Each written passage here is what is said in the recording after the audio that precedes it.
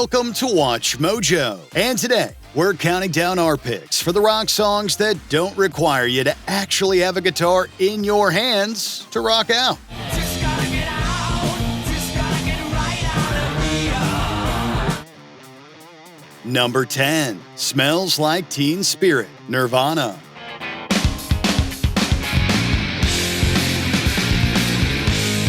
Featuring perhaps the most instantly recognizable guitar riff of all time, Kurt Cobain's magnum opus is commonly regarded as one of the greatest rock songs ever recorded, although you'd be forgiven for hearing the resemblance to Boston's More Than a Feeling. Smells Like Teen Spirit never lets up for a second, consisting of 5 straight minutes of defiant wall-to-wall moshing.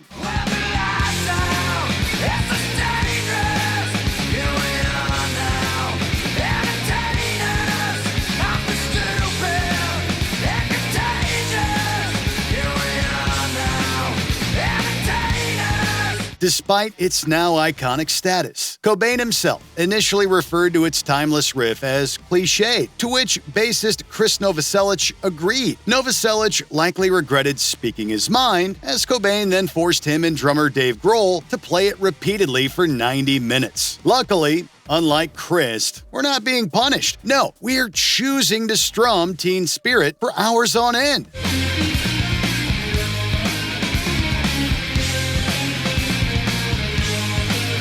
Number 9, Money for Nothing, Dire Straits.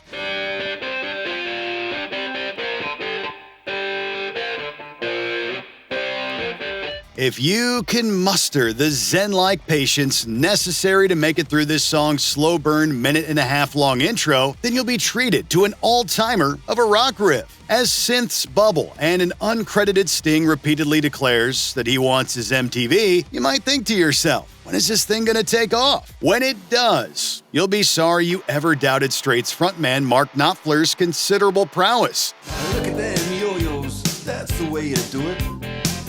Play the guitar on the MTV. It's possible that you'll even find yourself replaying that first beat drop over and over again, but we'd highly suggest sticking out the entire song for more killer guitar licks, courtesy of the underrated Knopfler. Not that we feel it'll take much convincing. We got to install microwave ovens, custom kitchen deliveries. Number 8, Purple Haze, Jimi Hendrix.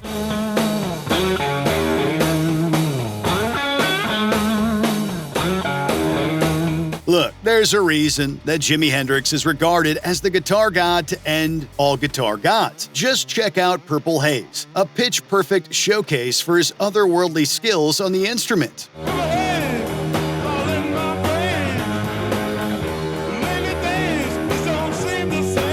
In fact, when producer Chas Chandler first heard Hendrix toying with the riff, he claimed to have been knocked out, and without the rest of the song having been composed, declared that it was single material. Chandler clearly knew what the rest of us didn't yet, as Purple Haze became a smash hit, helping to establish the soft-spoken guitarist as a superstar and setting the stage for hard rock as a commercially viable sensation.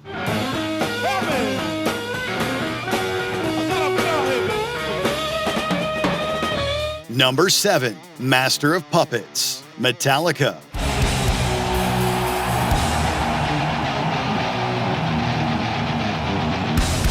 You didn't think we'd put together an air guitar list without including Metallica, did you? These giants of heavy metal are highly prolific, boasting an extensive back catalog that contains some of the heaviest and most quintessential guitar riffs ever composed. So that made it especially hard to choose. Do we pick one of the hits like Enter Sandman, or a beloved cult favorite like the disturbing One? In the end, we had to go with Master.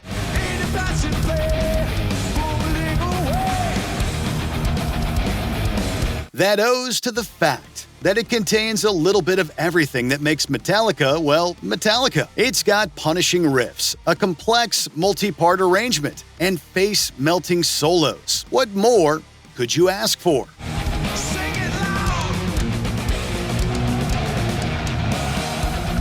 Number 6, Back in Black, AC/DC.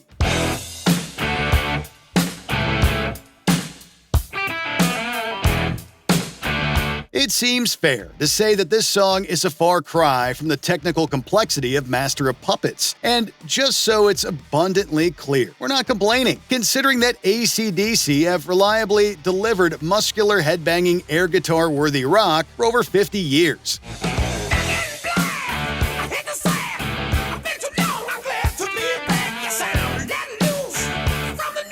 The simplicity of the guitar work on Back in Black is a major part of its enduring magnetism, teaching generations of rockers that you don't need to be Joe Satriani to properly rock out. Take it from Metal Hammer magazine's initial review of the song in 1983. They called Back in Black a song that appeals to everybody, from dads to dudes, to little old ladies beating noisy kids over the heads with their sticks.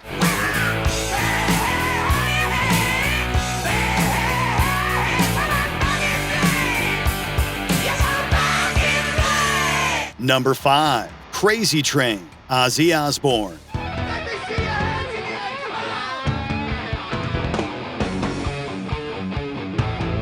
After supplying the world with some of its most iconic proto-metal riffs during his tenure as the lead singer of Black Sabbath, Osbourne embarked on a massively successful recording career. Thankfully, Ozzy failed to derail and continued to churn out some of the greatest, most influential heavy metal the world had ever known.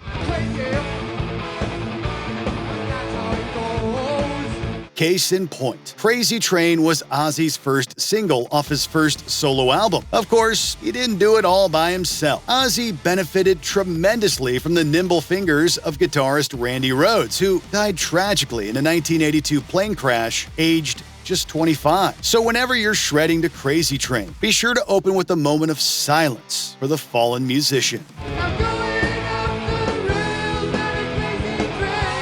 Number 4. Sweet Child O' Mine, Guns N' Roses.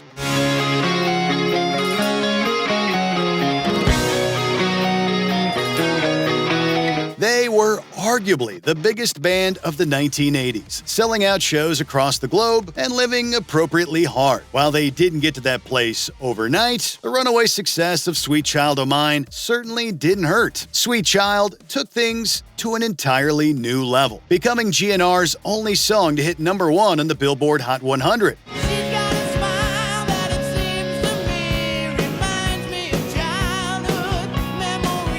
However, despite providing the song with the guitar parts that would turn it into an anthem, the band's resident axeman Slash initially couldn't stand it. Said Slash, "I hated that song with a huge passion for a long time, and it turned out to be our hugest hit. So it goes to show what I know."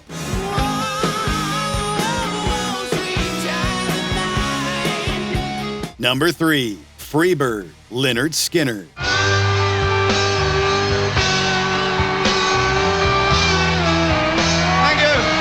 This is one air guitar performance you'll need to make sure you have the stamina for. Although multiple versions of Freeird exist, the longest one, appearing on the 1989 hits compilation Skynyrd's Innards, runs just over 10 minutes in length. That said, Freeird never feels overindulgent or long just for the sake of it. 'Cause I'm as free as I swear I am. It tells a heartbreakingly fleshed out story. That is, a story that takes 5 glorious minutes to wrap up, via a seemingly endless supply of red-hot guitar theatrics. Those come courtesy of twin guitarists Alan Collins and Gary Rossington. In short, Freeird's perfect blend of drama, emotion, and technicality make it a fantastic song to rock out to, sans an actual guitar, of course.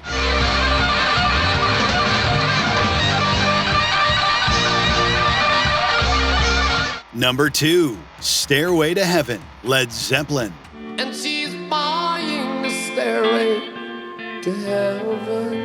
What else can we say for this one? Except, well, of course, regarded by countless critics as the greatest rock song of all time, and an impeccable demonstration of Jimmy Page's guitar mastery, Stairway to Heaven has more than earned its flowers over the years. The song is a bona fide epic, and without it, we likely wouldn't have such odysseys of rock as Freeird and Master of Puppets.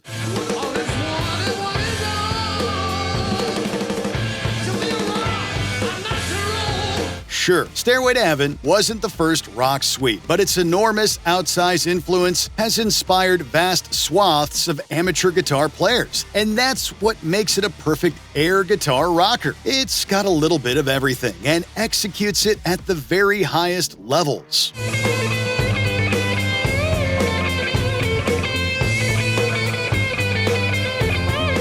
Before we continue, be sure to subscribe to our channel and ring the bell to get notified about our latest videos. You have the option to be notified for occasional videos or all of them. If you're on your phone, make sure you go into your settings and switch on notifications. Number 1. Bohemian Rhapsody, Queen. I don't wanna die. Sometimes wish I'd never been born at all.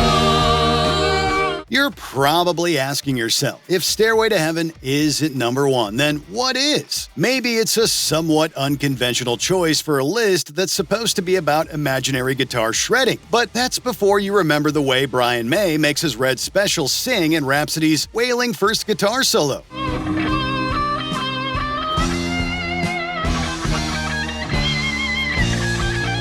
After the song shifts into opera mode for its second act, it gives way to the hard-rocking, headbanging section we all know and love. And for that alone, Bohemian Rhapsody earns our number 1 spot. So you think you can stop me and spit my eye? For air guitar supremacy, it's not necessarily about how hard, how fast, or how relentlessly you play. It's about how you use your time in the make-believe spotlight. Which song on our list transforms you into a rock star in your own mind? Are there any we missed? Be sure to let us know in the comments below. All right, Alice, let's go.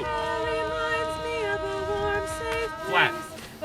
It's so flat. I didn't even know. You don't even look good while you're singing. The worst thing I've ever heard. This is $1,200 a week for voice lessons, and this is what I get? Okay, I'm gonna save it with the solo.